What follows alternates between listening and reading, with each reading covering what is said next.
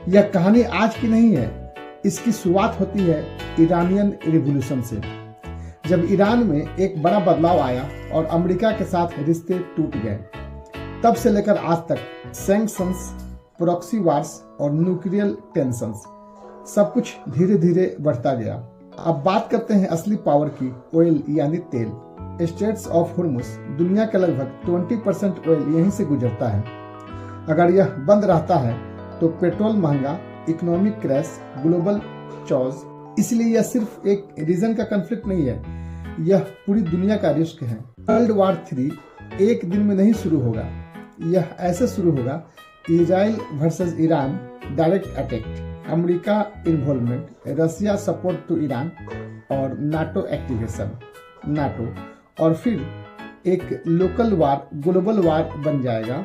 सबसे बड़ा डर न्यूक्लियर वेपन्स का है। रसिया, यूनाइटेड स्टेट्स, दुनिया के पास इतने न्यूक्लियर वेपन्स है कि पृथ्वी कई बार खत्म हो सकती है। अगर एक मिसाइल चला, रिटेलिएशन हुआ, चैन रिएक्शन होगा और फिर कोई विनर नहीं बचेगा। अब सवाल है, इसका असर भारत पर क्या होगा? इंडिया, ऑयल प्राइसेस बढ़ेंगे, इकोनॉमी इम्पैक्ट होगा, इंपोर्ट्स महंगे होंगे, जॉब्स पर असर पड़ेगा। और अगर वार बड़ा हुआ तो इंडिया को साइड्स चूज करनी पड़ सकती है। लेकिन सच क्या है?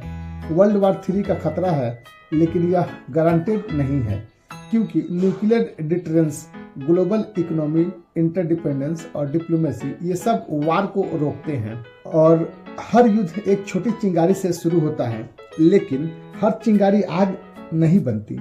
दुनिया आज भी एक चॉइस के सामने खड़ी है, वार या पीस। और उम्मीद है एक बार फिर इंसान इतिहास से कुछ सीखेगा। दुनिया में सिर्फ युद्ध नहीं होते, पावर गेम्स होते हैं। आज की दुनिया 3 बड़े क्लासेस में बटी हुई है, ब्लॉक 1, ब्लॉक 2 और ब्लॉक 3। ब्लॉक 1 में यूनाइटेड स्टेट्स प्लस नाटो है, जिनकी मिलिट्री पावर है, टेक्नोलॉजी है और ग्लोबल इन्फ्लुएंस है। ब्लॉक 2 में रसिया और चाइना मिल सकते हैं, जिसके लिए एनर्जी पावर है, स्ट्रेटेजिक एक्सपेंशन है और वेस्टर्न अपोजिशन है।